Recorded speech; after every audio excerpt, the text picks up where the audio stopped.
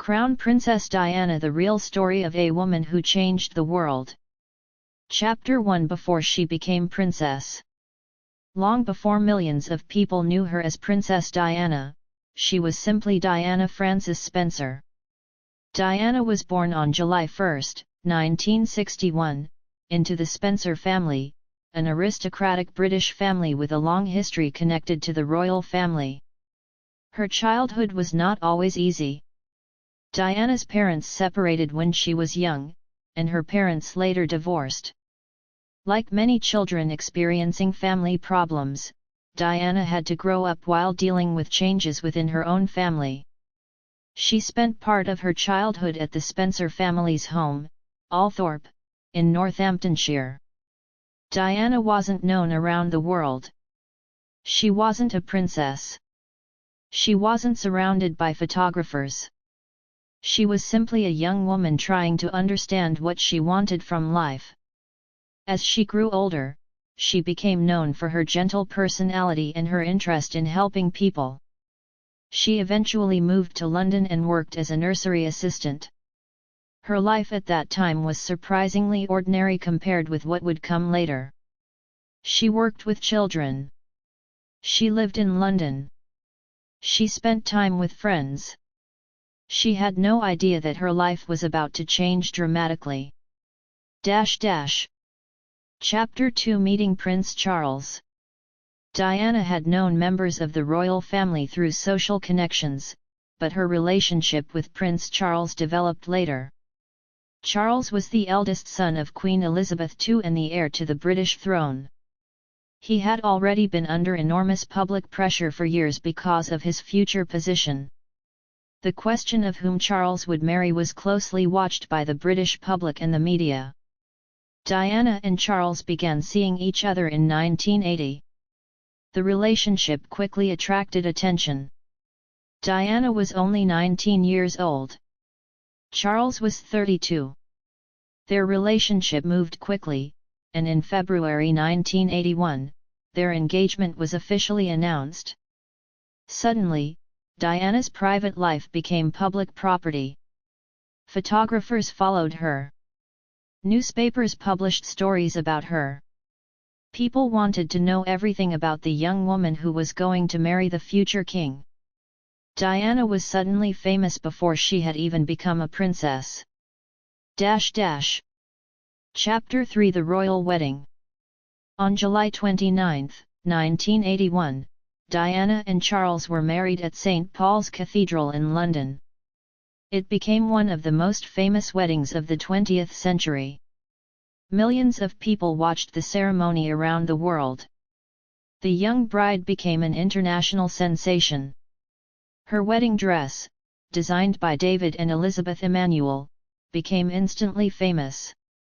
The wedding looked like a fairy tale. A young woman marrying a future king. A magnificent cathedral. Crowds filling the streets. Thousands of journalists. Millions watching from their homes. For many people, Diana appeared to be living the perfect royal dream. But becoming a member of the royal family meant entering a world with extraordinary expectations. Every public appearance mattered, every word could become a headline. Every photograph could be published around the world. Diana had to learn how to live under constant attention. Chapter 4. Becoming a mother. In June 1982, Diana gave birth to her first son, Prince William. 2 years later, in September 1984, she gave birth to her second son, Prince Harry. Motherhood became one of the most important parts of Diana's life. She wanted her sons to experience the world beyond royal traditions. She took them to ordinary places. She wanted them to understand that there were people living very different lives from theirs. Diana's relationship with her sons became one of the most important parts of her public image. People saw a young mother who appeared affectionate and deeply involved in her children's lives. William and Harry would later speak about the importance of their mother and the influence she had on them. Chapter 5: The Pressure of Royal Life. Behind the public celebrations, Diana was dealing with the enormous pressure of being part of the royal family. She was constantly photographed. Her clothing became a global topic. Her public appearances attracted enormous crowds. People admired her beauty, style, and personality. But fame can have another side. Diana later spoke publicly about the difficulties she experienced during her marriage and about struggles with her mental and emotional well-being. Her personal life became a subject of intense media attention. The relationship between Diana and Charles became increasingly complicated. The media followed their every move.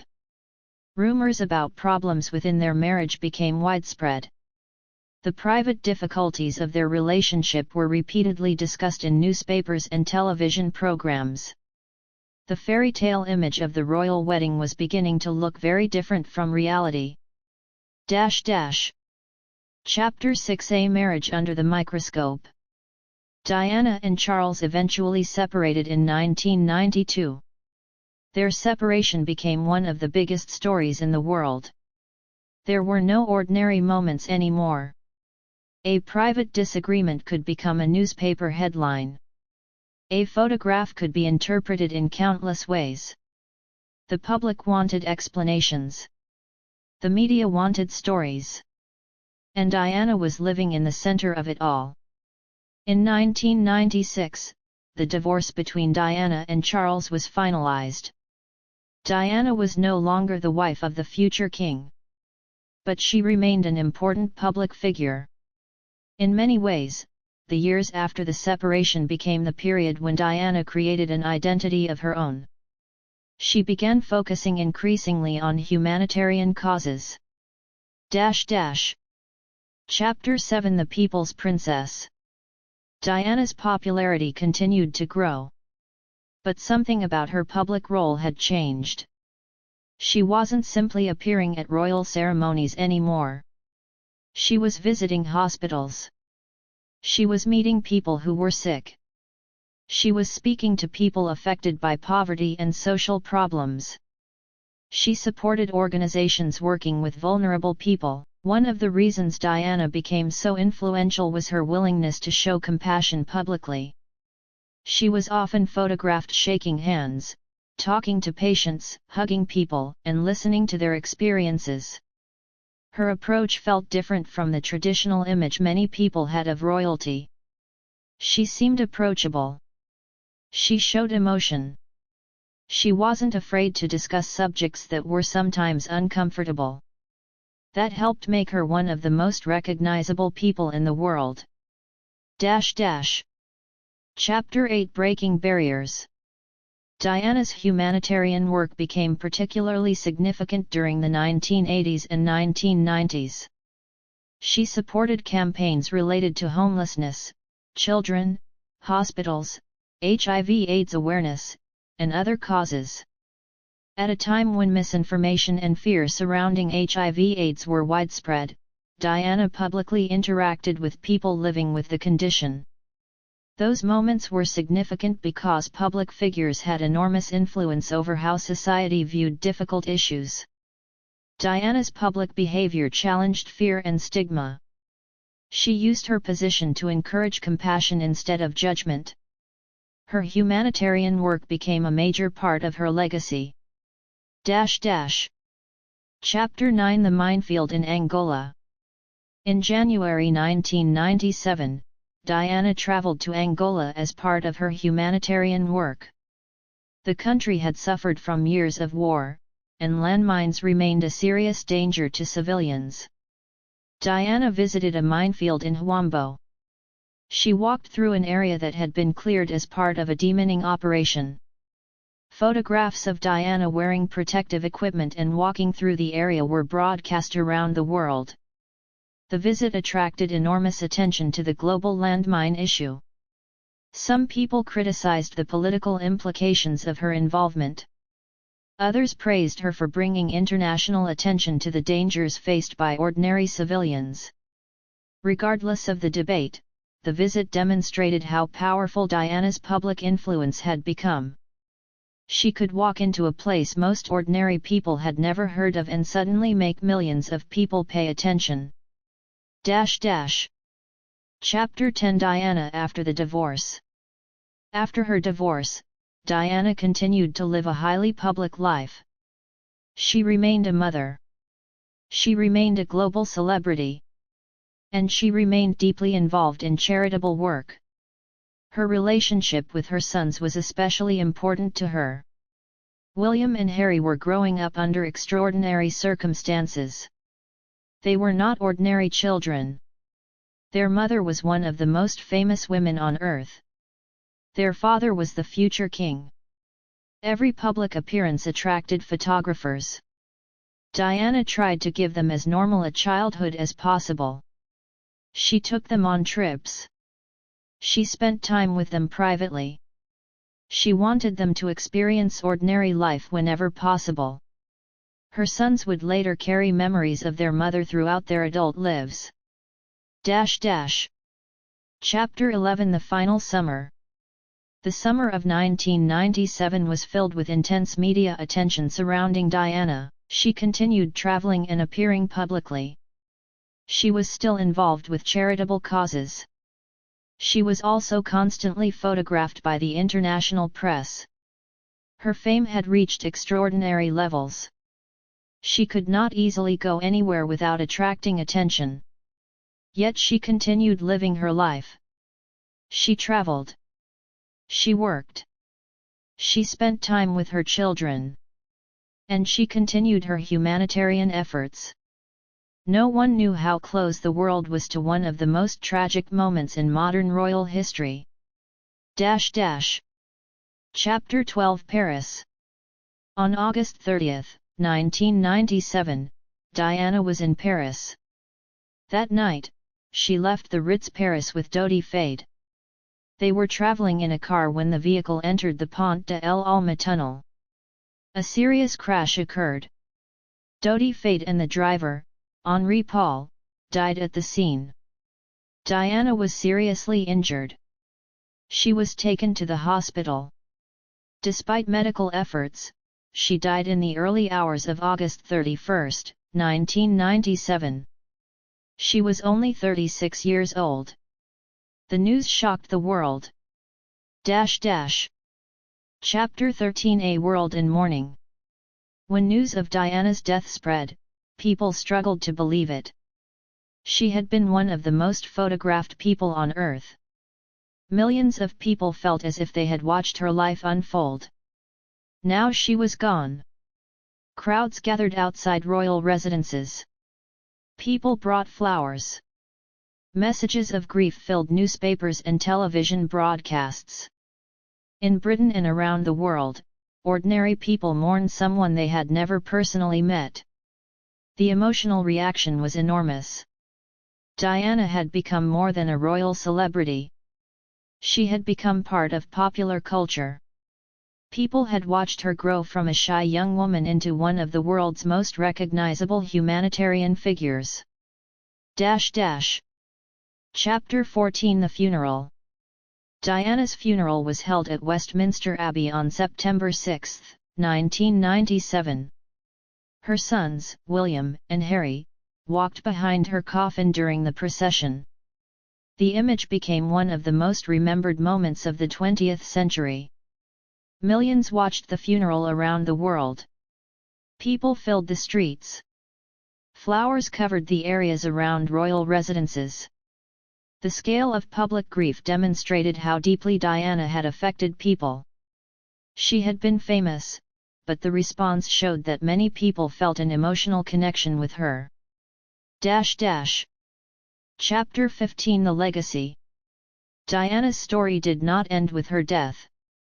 Her humanitarian work continued to influence public discussion. Her sons grew older. Prince William and Prince Harry continued to speak about their mother and the influence she had on their lives. Organizations connected with causes Diana supported continued their work.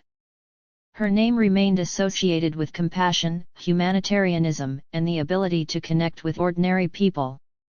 But Diana's legacy is complicated. She was not a perfect person.